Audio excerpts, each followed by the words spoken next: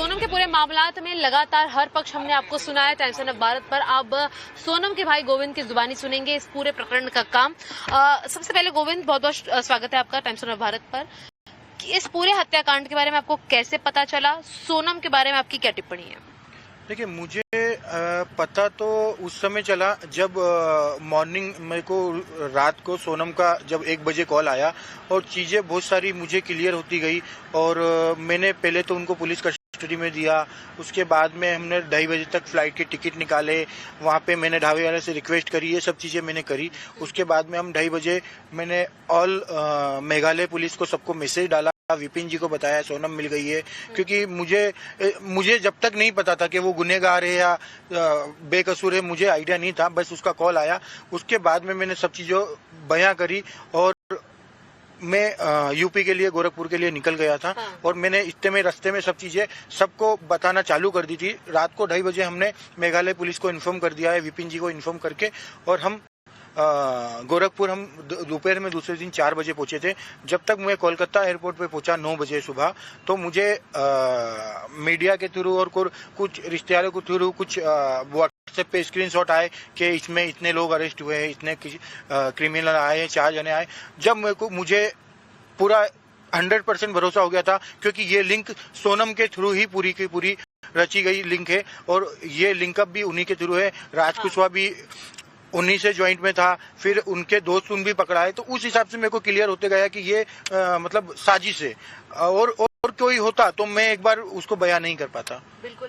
सोनम, क्या आपको कभी लगा था इस तरीके के मर्डर को प्लान एग्जीक्यूट सब कर पाएगी, सुपारी देना वगैरह? ये तो मैं आपको श्योरिटी से बोल सकता हूँ कि वो उसका अकेली का प्लान नहीं होगा, क्योंकि इतना एक्सक्लूसिव, मतलब मुझे भी बहुत गंदा दिख रहा है वो, कि जिस हिसाब से उसने प्लानिंग करी है, मगर वो उस अकेली का तो प्लानिंग नहीं है। अच्छा, ये राज के बारे में बहुत बड़ा क्वेश्चन मार्क है, तो राज के साथ क्या सच में किसी तरीके का संबंध? क्योंकि भाई बहन है, ऐसा पूरा आपका भी मोहल्ला कहता है, राज का परिवार भी कहता है। बिल्कुल, राज की जो माता जी है और जो दो तीन बहनें हैं, वो सब आज भी दीदी दीदी करके ही राज बात करता था।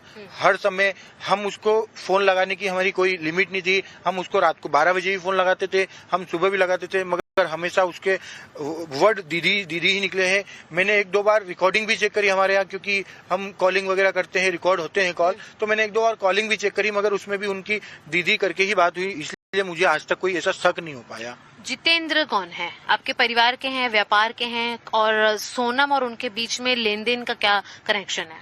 देखिए, जितेंद्र रघुवंशी जो है वो मेरा मौसी जी का लड़का है, देवास से बिलोंग करता है, मगर मेरे गोडाउन पे ही वो काम करता है।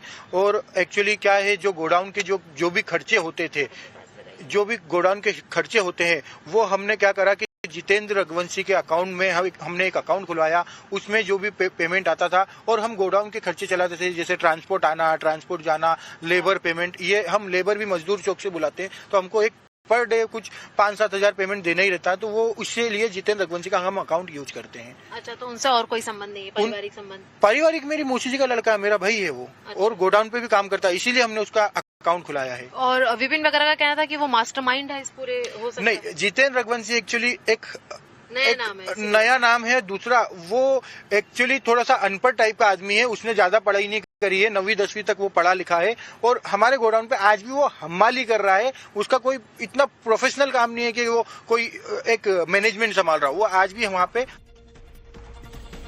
और राजा रघुवंशी हत्याकांड में सबसे बड़ा आज का अपडेट ये है, शिलांग के एसपी विवेक सेम ने जो लोगों को बताया है, पुलिस के मुताबिक इस पूरे हत्याकांड के पीछे लव ट्रायंगल है, और एसपी विवेक सेम के मुताबिक हत्याकांड से पहले मामले की प्लानिंग की गई थी, और यह संभव है कि हत्या से पहले इस जगह की रेकी भी की गई हो। शिलांग पुलिस अब सोनम और दूसरे आरोपियों के रिमांड लेने के बाद वारदात की जगह पर उन्हें ले जाएगी और क्राइम सीन को रिक्रिएट किया जाएगा। एसपी शिलांग का कहना है कि अभी इस मामले में बहुत कुछ सामने आना बाकी है। बहुत सारे लोगों के मन में सवाल हैं। सवाल यह है कि क्या सोनम ने किस वजह से ये हत्या की थी? क्या उसने अपना जुर्म कबूल कर लिया? क्या प्रेम ही एक वजह थी कि वो एक लव ट्रायंगल था, वो दूसरे से प्रेम करती थी, इस वजह से राजा रघुवंशी का उसने मर्डर किया? देखिए, प्रिलिमिनरी इंटरोगेशन से या प्रिलिमिनरी इन्वेस्टिगेशन से ये साबित है कि एक्चुअली ये लव ट्रायंगल है, परंतु हम लोग खास इन्वेस्टिगेशन करेंगे और इन डेप्थ इन्वेस्टिगेशन करेंगे, ताकि हम लोग we can find out the fact of the matter, the root of the matter, कि सिर्फ ये लव ट्रायंगल है या और दूसरा एंगल भी है। एक आम आदमी जब मर्डर करता है तो बहुत कमियां छोड़ता है, यहाँ पर बहुत वेल प्लान मर्डर जैसा लगता है रेकी की हो, ऐसे रास्तों को चुना गया जो कि आम लोग नहीं चुनते, ऐसी पार्किंग में लेके मारा ले जाकर जहां वो अबेंडेंट है, जहां निर्जन है, लोग नहीं जाते हैं। क्या ये पूरी प्लानिंग आपको लगता है रेकी की थी और इससे पहले भी ये लोग आ चुके थे ये रेकी करने के लिए? अभी वो हम कंफर्म करेंगे, क्योंकि अभी तक तो ये साबित नहीं हुआ है कि सोनम या किसी और आया है यहाँ में रेकी करने के लिए, परंतु प्लानिंग थोड़ा बहुत तो प्लानिंग है यहाँ में, काफ़ी स्टेजेस में प्लानिंग है, परंतु जैसा आया है रेकी करने के लिए वो हम लोग कंफर्म करेंगे। जिस विसॉय डोंग पार्किंग में जहां पर डेथ की गई, क्या वो जगह बहुत नीची और पहले क्या उनको अटैक करने के बाद धक्का दिया, क्या कैसे पुलिस ने इस चीज को सॉल्व किया, क्या चीजें थी जो वहां तक ले गई जो मर्डर साबित करती थी? नहीं, अभी साबित है कि वेसाडोंग में प्लेस ऑफ ऑकरेंस है और वेसाडोंग में ये कांड किया है जिसमें वो दाव लेके उसका माथा में मार दिया था, एंड वहाँ में तो बॉडी वहाँ से ही फेंक दिया क्योंकि वहाँ में परपेंडिकुलर ड्रॉप है, तो पहला फेटल ब्लोज तो वो लोग मार दिया दाव से, और फिर आदमी एटलीस्ट वो तो मर चुका था ब्लोज, फिर बॉडी को फेंक के वहाँ में फेंक छोड़ दिया।